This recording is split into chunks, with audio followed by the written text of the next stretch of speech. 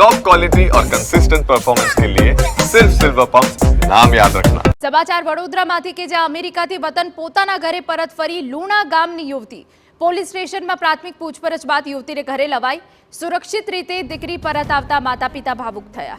દીકરી પરત ફરતા યુવતીના માતા પિતાને હાશકારો થયો। યુવતી પરત આવતા જ પરિવારનું નિવેદન બદલાયું। લગ્ન બાદ સાસરે અમેરિકા ગઈ હોવાની વાતને બદલી યુવતી અપરિણિત હોવાનો, અમેરિકા ફરવા ગઈ હોવાનો માતાએ દાવો કર્યો। આ બધું થયું છે। હવે કેવું છે? મને સારું લાગ્યું। હવે દીકરી સાથે રાખીશું।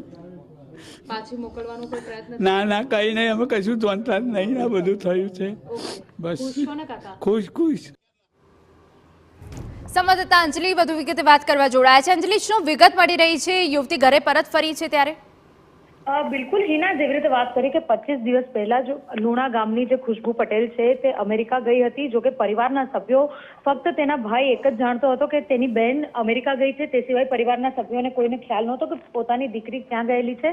જ્યારે દીકરીને આ રીતે રિપોર્ટ કરવામાં આવી, તેના માટે તેનું નામ આવ્યું, ત્યારબાદ જ પરિવારને માહિતી મળી છે કે આ પ્રકારની ઘટના દીકરી સાથે બની છે।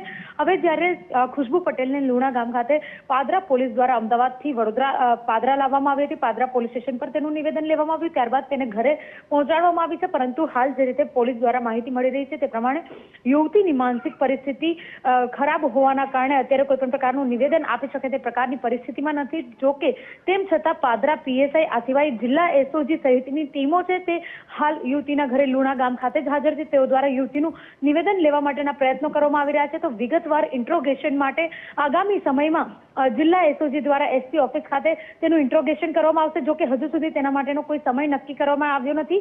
હાલ તો પ્રાથમિક પરિસ્થિતિને જાણવા માટે તેનું નિવેદન લેવા માટેનો પ્રયત્ન પોલીસ દ્વારા કરવામાં આવી રહ્યો છે। પરંતુ યુવતીને જે રીતે ડિપોર્ટ કરવામાં આવી, તાત્કાલિક 25 દિવસ પહેલા જ ગયેલી યુવતી ફરી પરત ફરી છે, ત્યારે તેની માનસિક સ્થિતિ થોડી કાબુમાં આવે ત્યારબાદ તેની સાથે વાતચીત થઈ શકે તે પ્રકારનું જે પરિસ્થિતિ છે અને તે પ્રકારની જે હાલ પ્રક્રિયાઓ ચાલી રહી છે તેને લઈને પોલીસ દ્વારા માહિતી આપવામાં આવી છે।